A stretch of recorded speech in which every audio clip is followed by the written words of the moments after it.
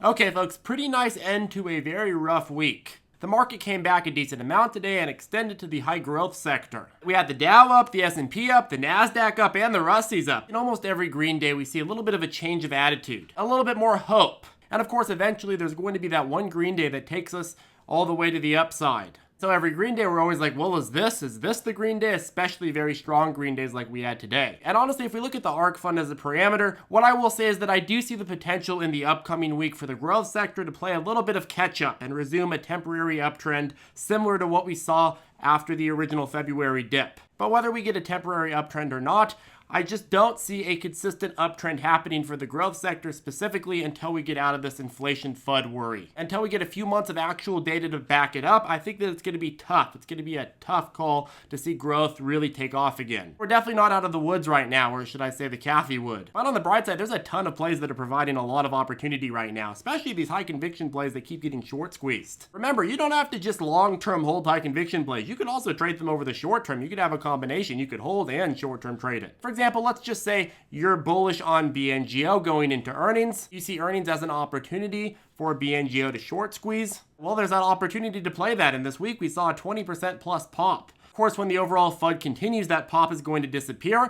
But if you're trading short term, you can already be out of that and have locked in your profits as a short term play. And that's 100% hindsight analysis. But in this market condition, we're seeing this over and over and over again every single week. You have these really beat down growth companies, and we talk about this a lot, but these really beat down growth companies that are short squeezing, or they have a catalyst that pops up and it rallies 10, 20, 30%. And next week, we're going to continue to have a lot of those opportunities. But anyways, before we get into this video, the only thing I ask of you in return is that you hit that ravishing like button, and also don't forget to subscribe either. It really warms mi corazón when tu subscribito. People always confuse me as a natural speaker, but I'm humble. So crypto miners Mara and Riot have had about 3 weeks of down cycling. And now today, both are up about 15% give or take. I think that what confuses a lot of people with these growth stocks is they're like, wait, how could stocks do so good on some days and so bad on other days? And we can go over the two factors that caused Mara and Riot specifically to go up, Bitcoin stabilizing out, and the rest of the market causing sympathy runs in Mara and Riot. Money overall just flowing back into growth and lifting all boats today. But specifically understand that the reason that growth moves so fast in both directions, it either moves really, really well or really, really bad, is because these are high beta stocks that are exaggerated by hedge fund trading. Hedge funds love the cycles of these high growth stocks because they move so fast so they can leverage it and make tons of money. Whereas if you're a hedge fund and you're playing, let's say, Apple, unless you're using derivatives, there's not a lot of movement there. You can't short and distort.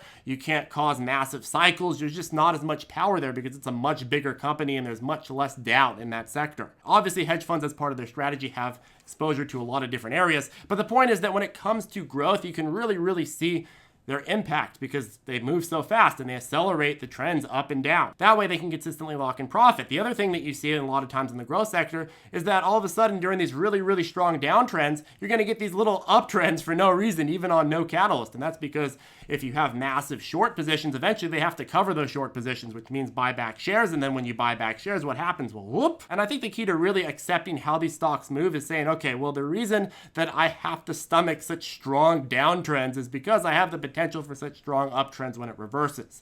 Now, the key with these is attaching that volatility to your conviction or just trading the chart and having a clear entry and exit point intraday or a few days. With growth right now, this is an unprecedented time to actually get a very good deal and then just ride out the fluctuation. It's also an unprecedented time to play a lot of these short squeezes. So you have your pick. Okay, I want to talk about NEO. So one of the funny things about the human mind is that we're not happy when stocks are trading high because we're like, oh, they're too expensive. And then we're not happy when stocks are trading low because we're like, oh no, this is a falling knife. This just keeps going down and down. And obviously you've heard the whole dip mindset spiel. But let's be real, when you're buying a dip, you have that little voice in the back of your head, especially these days, that's like, Charlie, listen to me.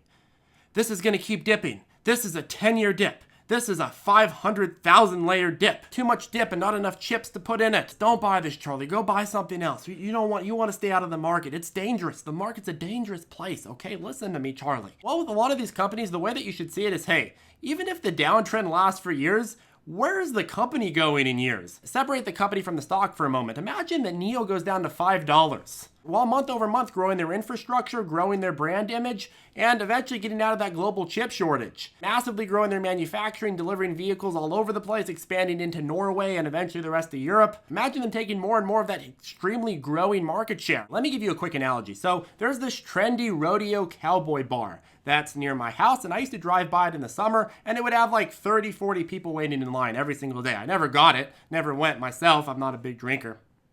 Only when the market's down. But I would drive by and I'd see 30, 40 people waiting in line to get these really expensive drinks. And over the last couple of weeks, I've seen that skyrocket. Now when I drive by, the line is like all the way down the corner.